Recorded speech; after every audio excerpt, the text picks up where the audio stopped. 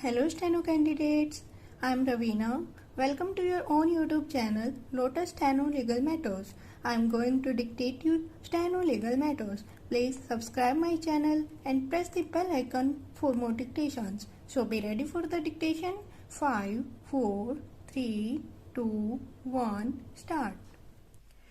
In this reference, we are called upon to decide certain issues which are very vital to Muslim women. Stop. The learned single judge of this court, Justice Bhai Ravia, came to a conclusion that the decision of this court in Allah Bakhsh Karim Sheikh versus Noor Jahan, Allah Bakhsh Sheikh and another 1994 LJ 1376 is contrary to the object and spirit of the Muslim women (protection of rights on divorce) Act 1986 Muslim Women Act for short stop. The learned single judge was of the view that, and we quote his words, in the interest of fair justice, this matter requires to be referred to full bench for decision. Stop. He has stated that having gone through the various authorities, he had noticed that the consistent view of the various courts after coming into force of the Muslim Women Act was that the Muslim woman is entitled to claim post-iddat period maintenance under Section 4 of the Muslim Women Act and not under Section 125 of the Criminal Procedure Code the code for short stop. According to him, he had his own doubts in accepting the ruling in Allah Bakhsh's case Supra stop.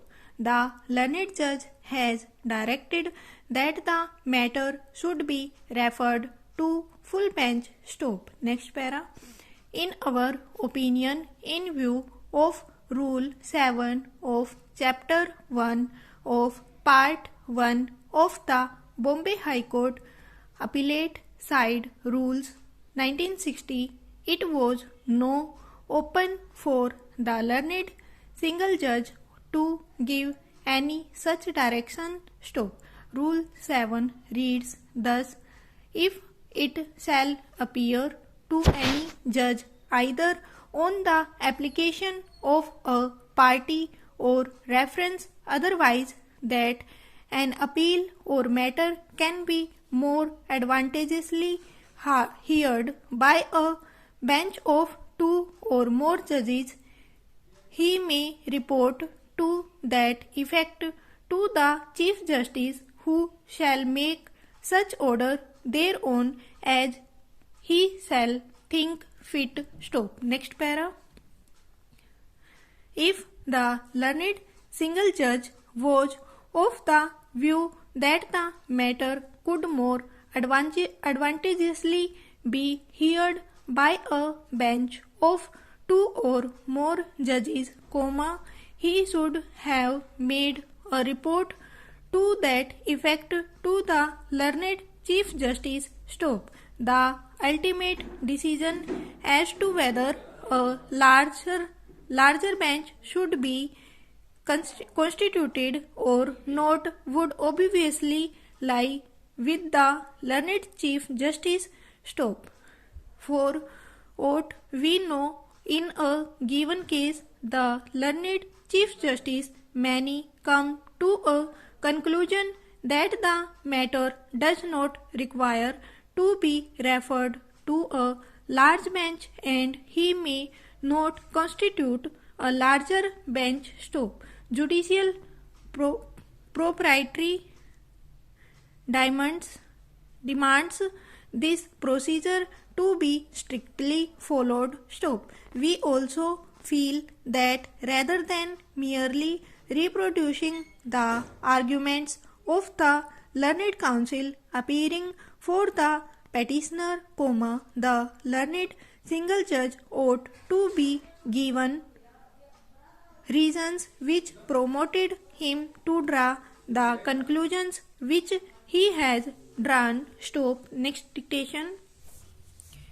The division bench considered the relevant provisions of the Family Courts Act 1984 and the Muslim Women Act. Stop.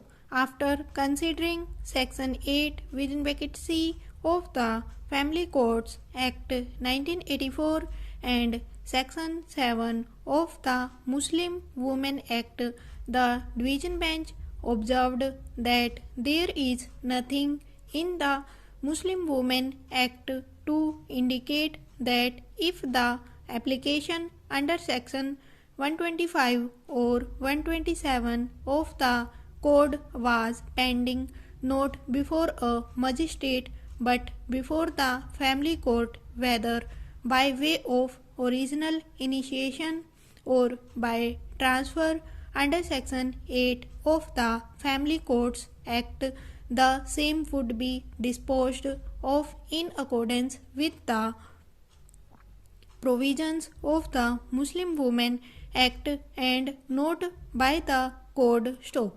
The Muslim Women Act provides that after its commencement, application filed by Muslim women under Section 125 or 127 of the Code pending before a magistrate shall be disposed of in accordance with the provisions of the Muslim Women Act, but the division bench held that this would be so where family court is not established, but where family court has been established, the power and jurisdiction of the family court under Section 7 within bracket 2 or of the Family Courts Act 1984 to entertain an application for maintenance even by a divorced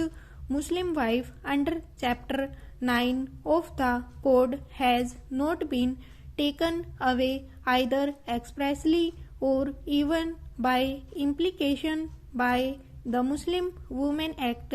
Stop. On such an application being made to a family court under Section 7 within bracket 2 of the Family Courts Act and not to a magistrate, the same has got to be disposed of and in accordance with the provisions of Chapter 9 of the Code. Stop. Next para.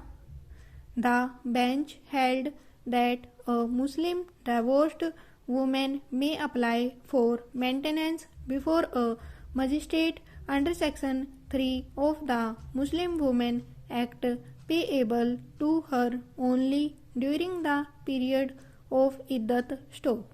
Thereafter, if she is unable to maintain herself, she may apply for maintenance for the post iddat period also before a magistrate where no family court has been constituted under Chapter 9 of the Code, and such application shall be granted and disposed of in accordance with the provisions of Chapter 9 only. Stop. But where a family court has been constituted, such a divorced woman intending to apply for maintenance under Chapter 9 of the Code shall have to apply for maintenance under that chapter in the and before the family court, and the family court shall have to dispose of such application